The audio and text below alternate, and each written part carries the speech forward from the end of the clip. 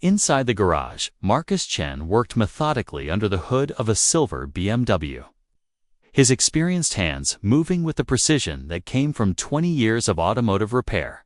At 42, Marcus had seen every type of engine problem imaginable. Before we jump back in, tell me where are you watching this video from below, and if this story touches you, make sure you're subscribed because tomorrow's episode is extra special.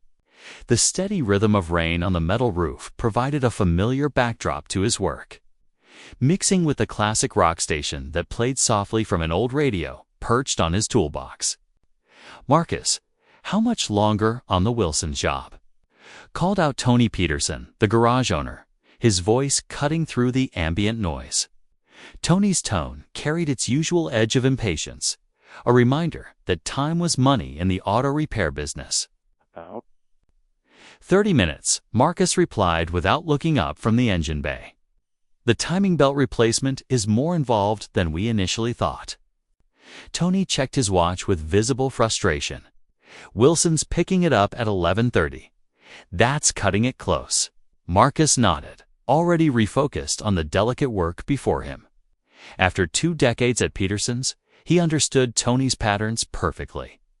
The constant pressure to meet deadlines, the emphasis on keeping high-paying customers satisfied, and the subtle reminders that every minute counted toward the bottom line.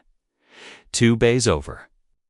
Jake Morrison, the shop's youngest mechanic at 24, struggled with a stubborn bolt on an aging Honda Civic. His colorful language echoed through the garage as the wrench slipped for the 3rd time. "Need some help over there?" Marcus offered, wiping his hands on a shop rag. "I got it," Jake replied, though frustration was evident in his voice. "Just being stubborn."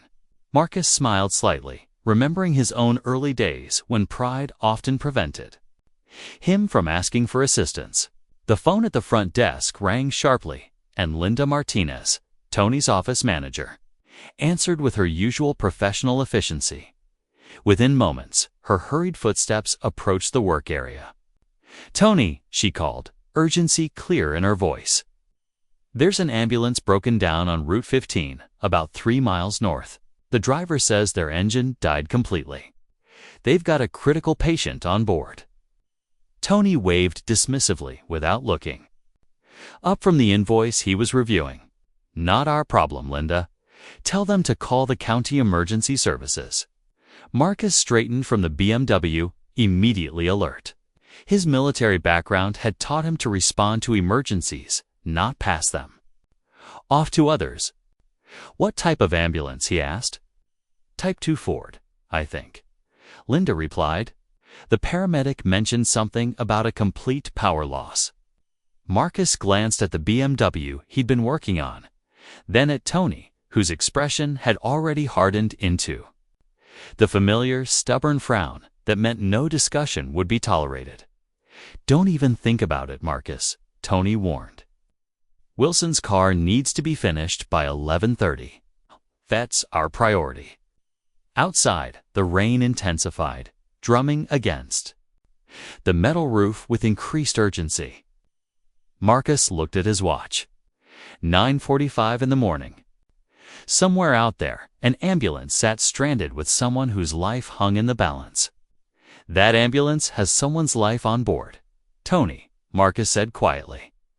Tony stepped closer, his voice dropping to a threatening tone. "And that BMW pays our bills. You leave that car now. Don't bother coming back tomorrow." The garage fell silent except for the rain. Even Jake stopped working, sensing the tension that had suddenly filled the air. Marcus held Tony's gaze for a long moment, weighing 20 years of employment against the urgency of the situation outside. "Someone could die out there, Tony." "I mean it, Chen. Walk out that door and you're fired." Marcus reached for his raincoat, hanging on a hook near his workstation. "I'll finish Wilson's BMW when I get back." "There won't be a when you get back," Tony shouted as Marcus headed toward his truck. The rain hit Marcus like a cold slap as he ran across the parking lot. His pickup truck, a reliable Ford F-150 with over 200,000 miles, started on the first try. He pulled onto route. 15 windshield wipers working overtime against the heavy downpour. Route 15 was a winding stretch of road that Marcus knew well from years of emergency calls and roadside assistance. Within minutes, he spotted the ambulance, its hazard lights blinking weakly through the gray curtain of rain. Marcus pulled alongside and jumped out, toolkit in hand. A paramedic he recognized from town functions stood anxiously by the driver's door. Marcus Chen. Thank goodness, the paramedic, whose name tag read Rodriguez, said with obvious relief. I've never been so glad to see someone. What's the situation? Marcus asked, already moving toward the hood. Complete electrical failure, Rodriguez explained. We've got a 60-year-old female, possible heart attack. Her condition is deteriorating rapidly. We radioed for another unit, but it's at least 25 minutes out. Marcus popped the hood. She might not have 25 minutes. Let me take a look. Dr. Sarah Kim emerged from the back of the ambulance, raindrops immediately dotting her. Glasses. How are we doing? She asked, though her voice carried the stress of someone fighting against time. Working on it, Marcus responded, already deep in diagnostic mode. His hands moved systematically through the electrical system, following connections and checking components. Years of military experience maintaining vehicles under pressure had taught him to work methodically, even in crisis situations. Within minutes, he located the problem. A corroded main relay had failed, cutting power to essential systems. The corrosion was extensive, suggesting the component had been failing gradually before giving out completely. I need electrical contact cleaner and a temporary jumper wire, Marcus said, his voice steady despite the urgency. Rodriguez ran to the ambulance's maintenance kit, returning with the requested items. Marcus worked quickly, cleaning the connections and fashioning a bypass that would restore power to the critical systems. This will get you to the hospital, he explained, making the final connection. But you'll need a proper replacement relay. Afterward, you're a lifesaver, Rodriguez said, already heading back to the driver's seat. Dr. Kim paused before climbing into the ambulance. We can't thank you enough. What's your name? The hospital will want to know who helped us. Just get your patient to safety, Marcus replied, watching as Rodriguez turned the key. The engine roared to life, all systems functioning normally. It works. Dr. Kim called out with relief as she climbed back into the ambulance. Marcus slammed the hood shut and gave Rodriguez a thumbs up. The ambulance pulled away, siren wailing to life as it disappeared into the rain, carrying its precious cargo toward medical care. Standing in the downpour, Marcus felt a brief moment of satisfaction. Then reality set in. Tony's ultimatum. 20 years of employment, gone. He checked his watch. 10:15. Wilson's BMW was supposed to be ready in just over an hour. Marcus climbed back into his truck, water dripping from his clothes onto the worn seats. As he drove back toward Peterson's auto service, he tried to process what had just happened. 20 years of loyalty, of being the reliable mechanic who could fix anything, dismissed because he chose to save a life over meeting a deadline. When Marcus returned to the garage, Tony was waiting in the bay doorway, arms crossed, his expression stone cold. I told you not to go, Tony said flatly. Marcus walked past him toward the BMW. I can still finish Wilson's car on time. Tony stepped into his path. No, you can't. I meant what I said. You're fired, Marcus. The garage went silent again. Linda appeared from the office, concern etched on her face. Jake set down his tools, watching the confrontation unfold. Tony, come on, Jake intervened. Marcus has been here for 20 years. He just saved someone's life. And he knew the rules, Tony replied coldly. Customer vehicles come first, always. If I let this slide, what's next? Everyone deciding which jobs matter and which don't. Marcus stood still, water pooling at his feet. He looked at the BMW, so close to completion, then back at Tony. Someone's life was on the line, Marcus said simply. Not my problem, Tony snapped. There are procedures for emergencies. County services, tow trucks. They would have handled it. Wouldn't have made it in time, Marcus replied. Tony's jaw tightened. That's not your call to make. Not on my time, not with my customers waiting. Marcus took a deep breath, then walked slowly to his locker. 20 years of employment dismantled in less than 20 minutes. He gathered his personal tools, each one representing decades of experience and countless repairs. These weren't just instruments. They were extensions of himself, accumulated over years of dedicated work. Jake approached awkwardly as Marcus packed his toolbox. This isn't right, Marcus. Everyone knows you're the best mechanic in town. Take care of yourself, kid, Marcus managed, forcing a small smile. And remember, some things matter more than customer deadlines. As Marcus carried his belongings to his truck, the rain finally began to ease. He placed his toolbox in the passenger seat and sat behind the wheel, staring at the garage that had been his second home for 2 decades. His cell phone rang. Dad, it was his son, Daniel, a college junior studying engineering. Hey, son, Marcus replied, trying to keep his voice steady. Just want to let you know I registered for my senior year courses. Full load, but I think I can handle it. The mechanical engineering program is really challenging, but it's exactly what I want to do. Marcus gripped the steering wheel, unsure how to respond. Daniel's tuition was already stretching their family budget to its limits.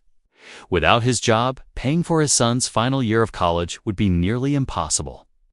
That's great, Daniel, he managed. We'll talk about it tonight. Everything okay, Dad? You sound different. Just a rough morning, Marcus said. Nothing to worry about. After hanging up, Marcus sat in silence, the weight of his situation settling in. At 42, starting over wouldn't be easy. View was a small town with limited opportunities for experienced mechanics, and Tony Peterson had influence in the local automotive community. As he prepared to drive away from Peterson's auto service, possibly for the last time, Marcus couldn't bring himself to regret his decision. Somewhere, because of his actions, a family might still have their mother, their grandmother, their loved one, alive. The ambulance he'd fixed was probably arriving at the hospital right now, delivering its patient to the medical care that could save her life. That knowledge would have to sustain him through whatever came next. Marcus started his truck and pulled out of the parking lot, beginning the uncertain journey toward an unknown future, knowing only that he had done what was right. Regardless of the personal cost, Marcus drove aimlessly through Valley View's quiet streets, his mind racing between concern for his family's financial future and the memory of disappearing into the storm. Without conscious decision, he found himself pulling into the parking lot of Valley View General Hospital. The emergency bay was bustling with activity. Marcus approached the reception desk, still wearing his oil-stained coveralls. The ambulance? That just came in, he said to the receptionist. Is the patient okay? The woman looked up with sympathy. Are you family? No, I'm the mechanic who fixed their ambulance when it broke down. Just wanted to make sure they made it. Her expression softened. The patient is in surgery now. Critical but stable. You helped save her life. Marcus nodded, feeling a mixture of relief and renewed purpose. As he turned to leave, he noticed unusual activity in the hospital lobby. Several people in expensive suits were gathered near the elevator bank, speaking in hushed, urgent tones. Excuse me, a woman in a sharp business suit approached him. Are you Marcus Chen? Marcus looked surprised. Yes, how did you know? I'm Jennifer Walsh, executive assistant to Victoria Sterling. The paramedics mentioned your name when they arrived. The name Victoria Sterling meant nothing to Marcus, but the woman's demeanor suggested it should. Ms. Sterling was the patient. In the ambulance you repaired, Jennifer continued. She's the CEO of Sterling Automotive Industries. Marcus felt the ground shift beneath him. Sterling Automotive was one of the largest car manufacturers in the region, employing thousands of people across 3 states. Their headquarters dominated the skyline of nearby Metro City. She's asking to see you, Jennifer said. She's out of surgery and recovered enough to speak. Marcus shook his head. That's not necessary.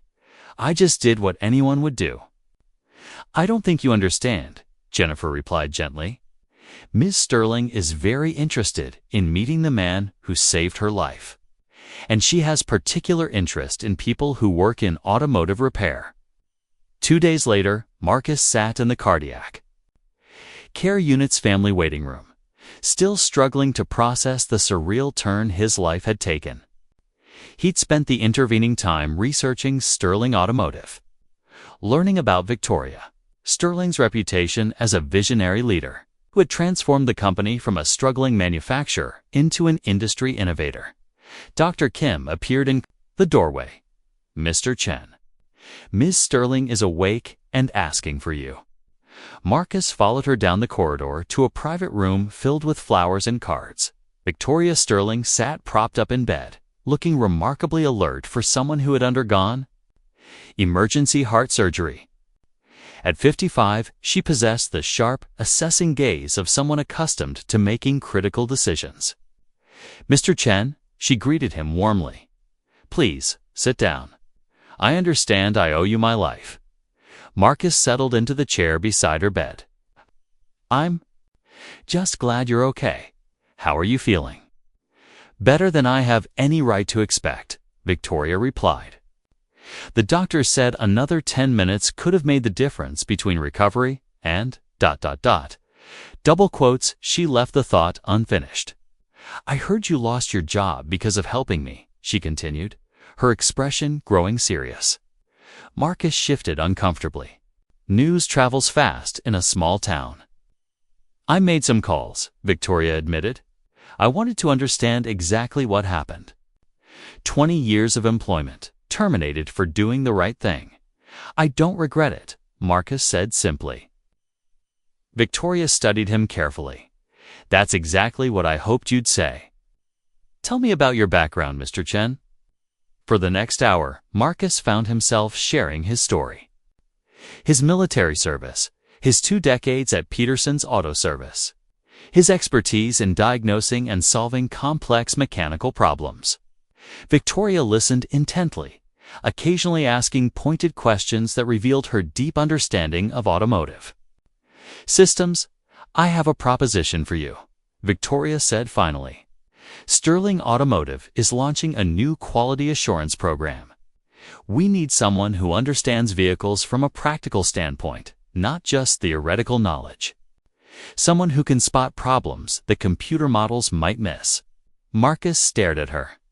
You're offering me a job. I'm offering you a career, Victoria corrected. Director of Field Quality Assessment. You'd work directly with our engineering teams, testing vehicles under real-world conditions. The salary would be substantially more than what you earned at Peterson's. The offer seemed too good to be true. Why me? You could hire anyone. Victoria's expression grew thoughtful. When I was lying in that ambulance, feeling my heart failing, heard the paramedic say help was 25 minutes away. Then I heard, your truck, pull up. In that moment, you didn't calculate the cost of helping or worry about your own interests. You saw someone in need and acted. She leaned forward slightly. That moral clarity, that instinct to do what's right regardless of personal cost, that's exactly what I need in someone evaluating our vehicles. Cars aren't just products, Mr. Chen. They carry families, children, elderly couples. When safety features fail, real people suffer. Marcus felt overwhelmed. I'd need to think about it, of course, Victoria said. But while you're considering, think about this. At Sterling Automotive, Doing the right thing isn't grounds for termination, it's grounds for promotion. 3 weeks later, Marcus stood in the Sterling automotive testing facility, watching as engineers implemented safety improvements he'd recommended. His practical insights had already prevented 2 potential recalls, saving the company millions. While protecting consumers, his phone buzzed with a text from Daniel. "Dad got the tuition payment confirmation. Thank you for everything. Can't wait to graduate and maybe work alongside you someday." Marcus smiled, remembering Victoria's words about the company's robust internship program. His son's engineering degree would be valuable at Sterling Automotive, where innovation and integrity went hand in hand. As he watched the latest test, results confirming another safety enhancement, Marcus reflected on how drastically his life had changed. Getting fired from Peterson's auto service for fixing that ambulance had seemed like a career-ending disaster. Instead, it had become the catalyst for opportunities he'd never imagined. Sometimes, he realized, losing everything you thought you wanted was the first step toward finding everything you actually needed.